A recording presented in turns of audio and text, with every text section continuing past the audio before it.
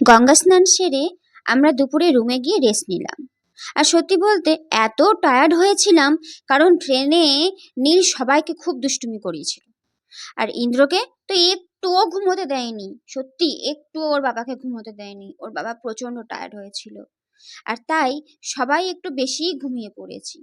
ইন্দ্র বলেছিল বিকেলে 4টেতে গঙ্গার ঘাটে আসবো, কিন্তু জানো আসতে আমাদের 5টা হয়ে গেছিল।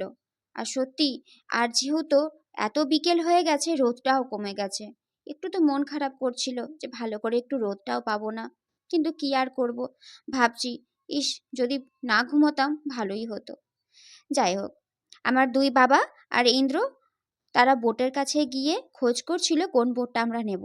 তারপর একজন দাদার সাথে অনেকক্ষণ কথা বলার পর ঠিক হলো। কিন্তু জানো, আমরা বুঝতেই পারিনি যে শুধুমাত্র কিছুক্ষণের জন্য ওনারা এত টাকা বলবেন। কত নিয়েছে জানো? 6,000 টাকা। আমি তো শুনে অবাক, মাত্র কিছুক্ষণের জন্য এতগুলো টাকা। তারপর আর কি করা যাবে, আমরা নিলাম। কারণ পরের দিকে সন্ধেবেলায় সন্ধে আরতি দেখব অন্য ঘাটে, সেখান থেকে আবার ফিরে আসতে হবে। যাই হোক, এই যে দেখছো এতগুলো ঘাট, এর মধ্যে সবথেকে বিখ্যাত দশাশ্বমেধ ঘাট, মণিকর্ণিকা ঘাট, পঞ্চাঙ্গ ঘাট ও হরিশ্চন্দ্র ঘাট সবথেকে বেশি বিখ্যাত। এবার একটু বলি মণিকর্ণিকা ঘাট কি, আমিও জানতাম না। এই দশাশ্বমেধ ঘাট এবং সিন্ধিয়া ঘাটের মধ্যবর্তী স্থানে এই অবস্থান মণিকর্ণিকা ঘাট। আমাদের হিন্দু ধর্ম মতে দেবী মা সতীর কর্ণকুন্তল বা কানের দুল পতিত হয়েছিল। এটিকে সংস্কৃত ভাষায় কর্ণকুন্তলকে মণিকর্ণ বলা হয়। আরও আশ্চর্য কথা তোমাদেরকে জানাচ্ছি, যেটা আমিও জানতাম না, তোমরাও হয়তো অনেকে জানো না, তাই আজ আমি জেনেছি, তোমাদেরকেও জানাচ্ছি। এইখানে কোনো সময় মৃতদেহকে এই ঘাটে দাহ করার জন্য 1 মাসও অপেক্ষায় রাখা হয়। বুঝতে পেরেছ তাহলে কতটা পবিত্র? সত্যি বলছি, এর বিষয়ে আমি একটুও জানতাম না। আর এইখানে বোটের মধ্যে একজন দাদা আছেন, ওই দাদা আমাদেরকে খুব সুন্দরভাবে এই প্রত্যেকটা ঘাটের কথা আমাদেরকে বলেছিলেন। সেই দাদার কাছ থেকেই আমরা সবটা জানতে পেরেছি। উনি আমাদেরকে বোটের মধ্যে বসিয়ে খুব সুন্দরভাবে বলেছিলেন। আর এই যে দাদাটা তোমাদেরকে দেখালাম, কি ভালো লাগে না? অন্যান্য দেশের জায়গায় অন্যান্য কথা জানতে কত ভালো লাগে। আর এত পবিত্র এই ঘাটের কথা তো আমি কোনোদিন আগে শুনিনি, এই প্রথমবার আমি শুনছি। আর এই সমস্ত আশ্চর্যজনক কথা তো আমি কখনোই জানতাম না, আজ আমি জানলাম, তাই তোমাদেরকেও সাথে শেয়ার করছি। এবার দেখো তো পুরো গঙ্গার ঘাটটা কত সুন্দর লাগছে চারিদিকে। যদি আমরা আর একটু বিকেল করে আসতাম তাহলে খুব ভালো লাগতো, কারণ রোদটা থাকতো, রোদের হালকা হালকা মিষ্টি রোদটা আরও বেশি ভালো লাগতো। তবে কি আর করব বলো, কিছু করারও নেই। যখন ঘটেই গেছে, দেরি হয়েই গেছে, তো যেটাই এখন হচ্ছে সেটাই ভালো। আর দেখো কত সুন্দর জলের মধ্যে বোটে আমরা যাচ্ছি, উফ কি যে আনন্দ হচ্ছিল।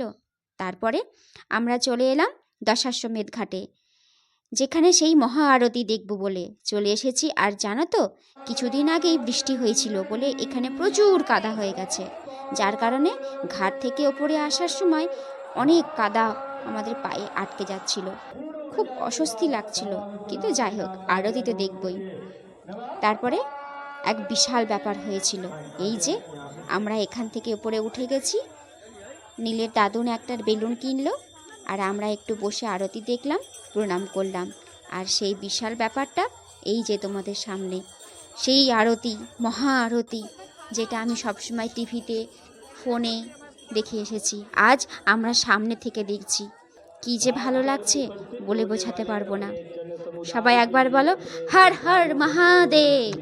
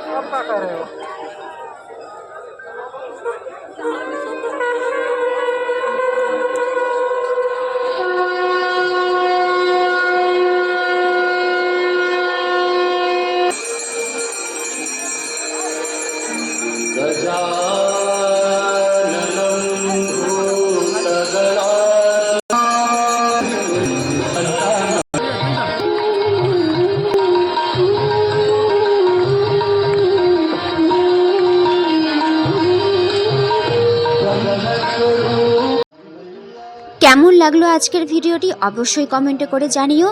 আর পরবর্তী আরও অনেক ধরনের ভিডিও আসতে চলেছে, তাই নতুন ভিডিও তোমরা দেখতে চাইলে পেজটিকে ফলো করে রাখতে পারো।